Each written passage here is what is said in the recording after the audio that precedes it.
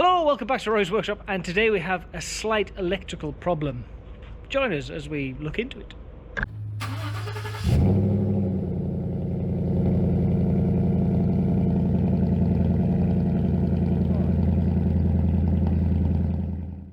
So what we have is 40 years of bad wiring. All this modern stuff is stuff that I've thrown in to get by. But today I took Priscilla to work, as I do on Thursdays, and it started fine this morning. After work it just clicked, and it's really annoying, partly because I'll show you. So some of these I'm having things. This is classed as a repair. Wires just twisted together.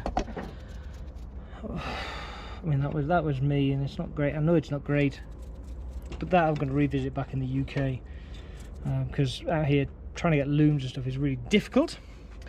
This has a dodgy earth. The spark isn't great for the starter motors. I've had starter motor issues for some time now. I fitted a smaller alternator pulley the other day because it wasn't giving enough. It was taking a considerable amount of revs for the alternator to come online. You know, and this, it's all in plastic, it's all cracking and frayed, and it's all degrading, so it's time for it to go. This is the fuse box. This is the current state of the fuse box. Shazam! Obviously we've got the twisted wire standard. This is melted off. These are wires that I've put in for the headlights. I tried to get the headlights to work and the tail lights and the indicators, but it just wasn't meant to be. And obviously these connectors, they're just dry rotted. They're just falling apart. But what I'm going to do is take the dash out, and I'm going to cut these wires back here and attach the new loom to here, with a view to, in the future, I'm going to replace these plugs, because these are obviously shot, but I can't get hold of these in Saudi Arabia. I need to wait till I'm back in Blighty.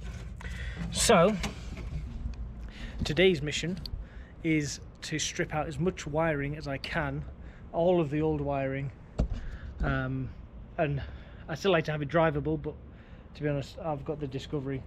I'll probably use that, and obviously I do enjoy driving. I've got new lights, we've got new side lights, LEDs for the indicators, side lights, and for the back ones as well, although the back ones are in pretty reasonable condition. And I've got new lights for here as well. Oh, I cracked this one. I did that.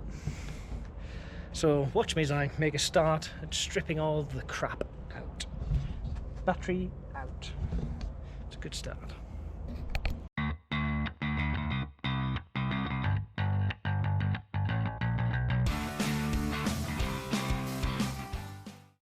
So I'm going to call it a night. I'm starting to get bitten to buggery by the midges, so the mosquitoes even. This is what I've taken out. So this is the engine and the front half of the wiring. There's the dash all nicely out. Switches came out vaguely easily. I'm going to try and simplify this quite a lot, because it doesn't need to be anything fancy. Yeah, I think I'm going to remove these indicators. We're on the front, just down here. I don't think I'm going to put them back on. I know where another grill is, another good grill, so I can get rid of this rust down here, and obviously the holes that have been put in. But I'll keep this because obviously it is Priscilla's nose, and don't want Daniela Westbrook.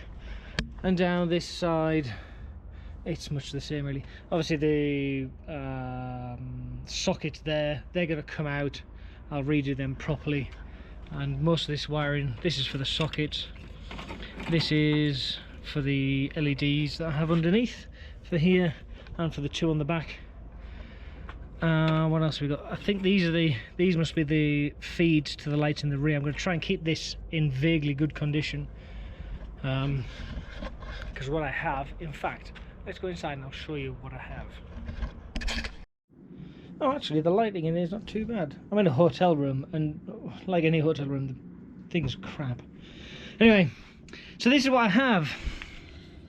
This is a wiring loom for a long bed Ford. It's one of those Chinese looms.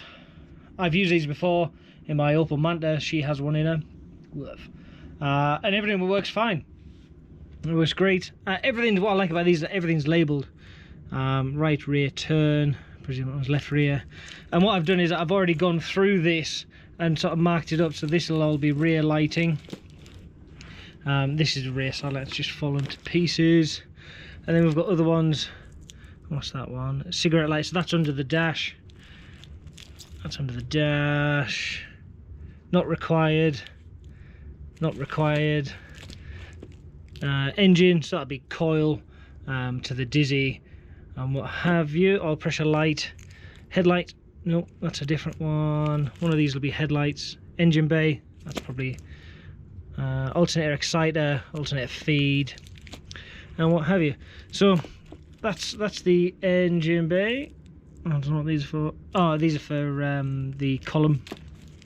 What else have we got? What else are we here? Engine bay spare, and then this will be headlights, left, right, indicators. So onto the lighting. Obviously, I said I got new number plate mount, complete with lights. Fantastic. What I may do is I've noticed that one of these has a bolt sheared off in it, so I may just transpose the lights across onto mine to give you some light. Shazam! I've also got new lights for the front, for the wings, new indicators, and then for the back I've got LED lights. These have come from our friends in China for not a lot of money. If they don't work, it's okay. I have a set of genuine lights that I can throw back in, but I'd quite like to get this onto LEDs, and then I'll just turn off this light and get it onto LEDs just for a little bit more of a modern look. Obviously the car isn't going to be standard, it never will be standard because it's been messed about with here. It's got the wrong engine, it's got the wrong gearbox, so to throw modern bits on it, I'm more than happy to do it. And especially this loom was about £100. I don't even think it was that. I think it was about £80 because we bought one for Priscilla and we bought one for Dave, and we'll be fitting one in Dave depending on how well this one goes. I do have some wrap to go around the wires, so they will be protected once they're on the car, but the wrap that I have is sort of split, so I can loosely fit it in the car and then I can wrap it in situ, and then wrap it tightly. I've got all the cord and everything, so that's where I am. That's where we're going to be. Hopefully tomorrow, I was trying to get eaten by mosquitoes, so stop.